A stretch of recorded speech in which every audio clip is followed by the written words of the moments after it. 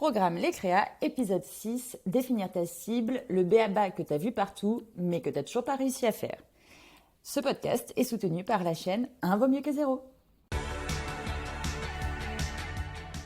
Hola ma créa, le temps est venu de parler d'un duo inséparable, un binôme que beaucoup d'entrepreneurs séparent à tort, la cible et le positionnement.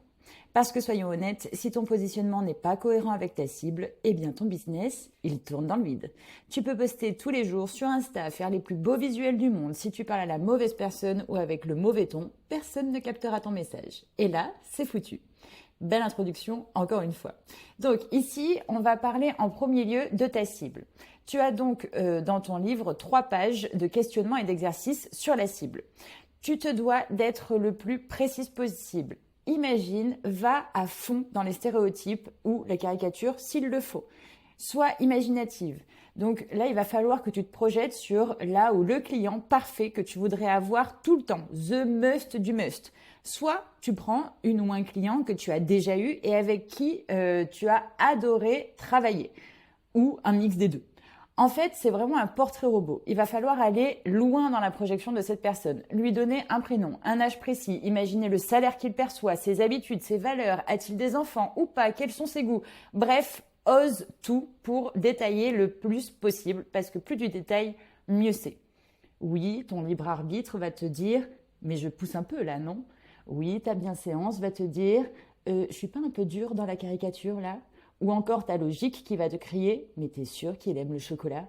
Bref, pousse le bouchon à fond parce que c'est ce que je recherche en te faisant faire ces exercices.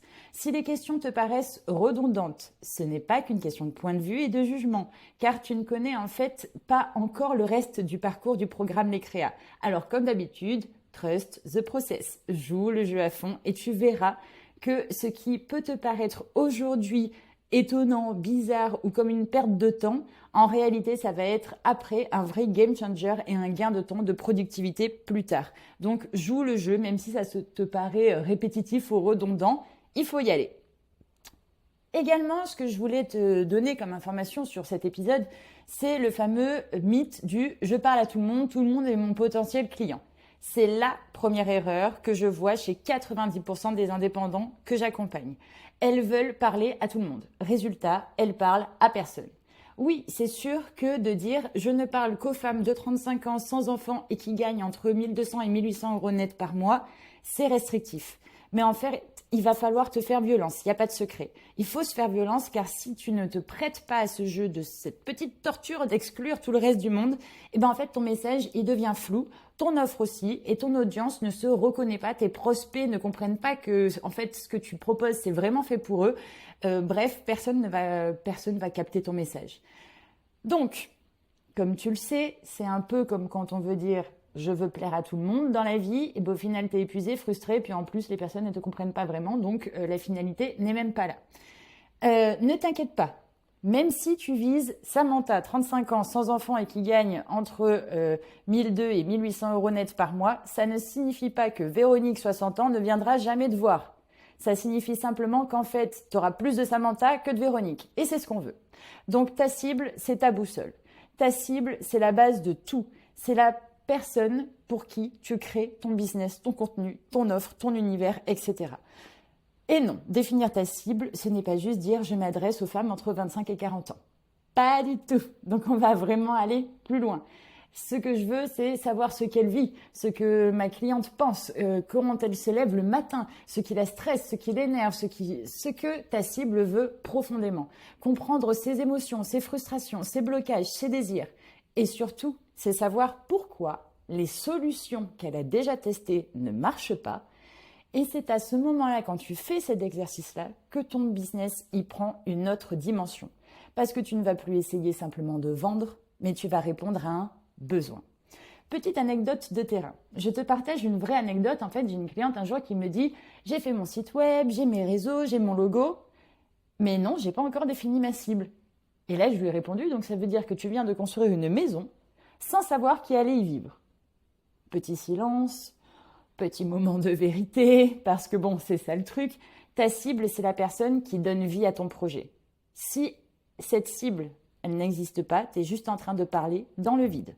Si tu construis un studio pour une famille de 6, ça marche pas. Si tu construis une grande maison à la campagne pour un célibataire urbain actif, ça marche pas, t'es à côté de la plaque.